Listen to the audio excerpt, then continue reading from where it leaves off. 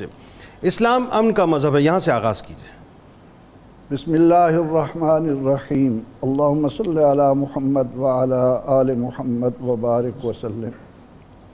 جنید صاحب بہت شکریہ، آپ نے بڑے خوبصورت انداز میں دیکھنے سننے والوں کو آج کے دن کی اہمیت اور اس کی عظمت سے روشناس کرا دیا۔ جزاک اللہ، جزاک اللہ۔ میں اپنی گفتگو کا آغاز اپنے ان بھائیوں بہنوں کے لیے جو اپنے آپ کو دانشور کہلاتے ہیں، مفکر کہلاتے ہیں، حکیم و دانا کہلاتے ہیں، ان کے قلب و ضمیر پر یہ دستک دیتے ہوئے کہ خدا را اس پروپیگنڈے میں نہ آئیے جی قرآن میں یہ 26 آیات جو جہاد کے متعلق ہیں ان کو قرآن سے نکال دیا جائے۔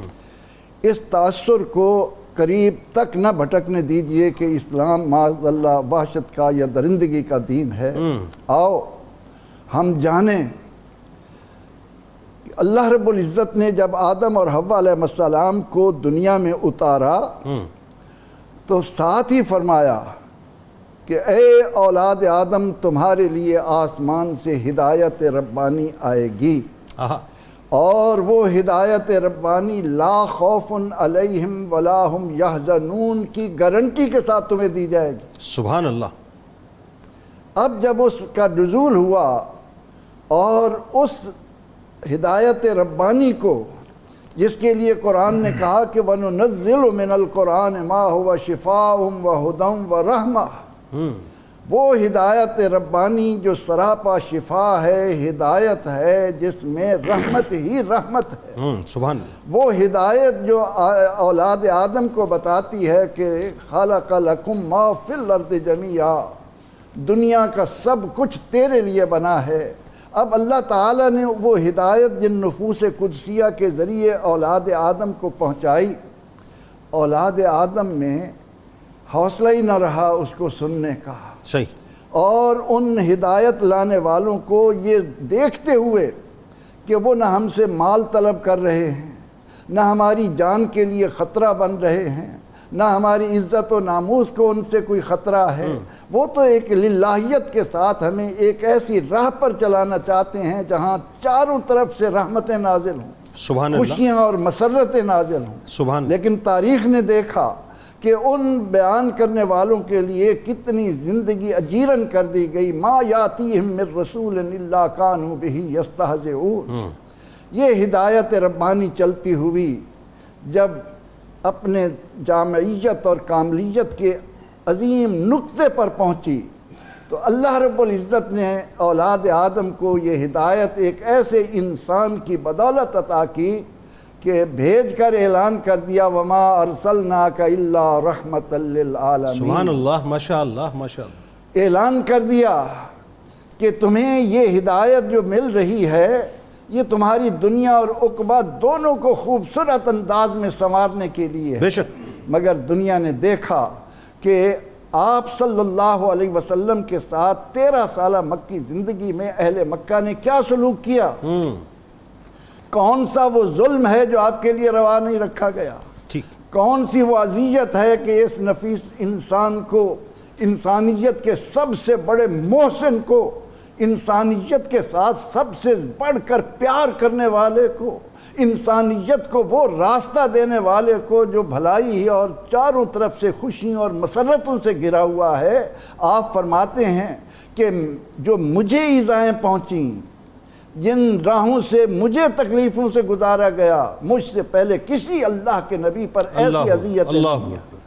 لیکن دنیا نے اس حقیقت کو جاننے کی بجائے ادھر نظر ہی نہ رکھی کہ نبی اکرم رحمت عالم صلی اللہ علیہ وسلم جو تعلیمات لائے ہیں وہ حق ہے۔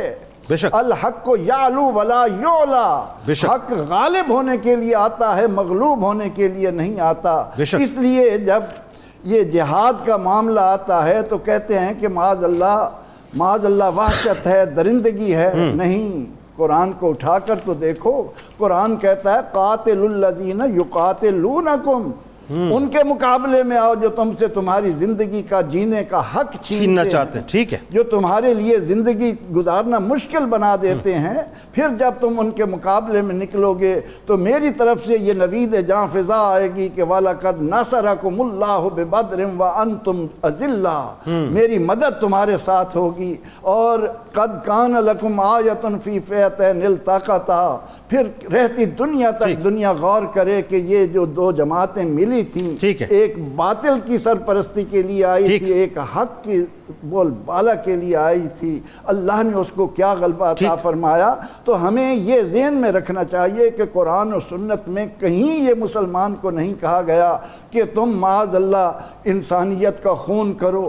تمہاری ذمہ داری ہے کہ اس حق کو پھیلانے میں لوگوں تک اوامر اور نواہی کے پیغامات میں جو رکاوٹ بنتے ہیں, اگر وہ تمہاری جان کے لیے خطرہ بنتے ہیں. کیا خوبصورت نظام ہے اسلام کا کہ جب مہینہ حرمت والے میں مشرکین کا ایک آدمی مارا گیا, عمر بن حضرمی, تو ایک طوفان کھڑا کر لیا مکے والوں نے. ان کو سب کچھ بھول گیا کہ انہوں نے مکہ میں کیا کچھ کیا. اللہ اکبر. کہا کہ حرمت والے مہینے, اللہ تعالیٰ نے اس کا جواب دیا, یسألونک عن الشہر الحرام, لوگ آپ سے ان حرمت کے مہینوں میں سوال کرتے ہیں.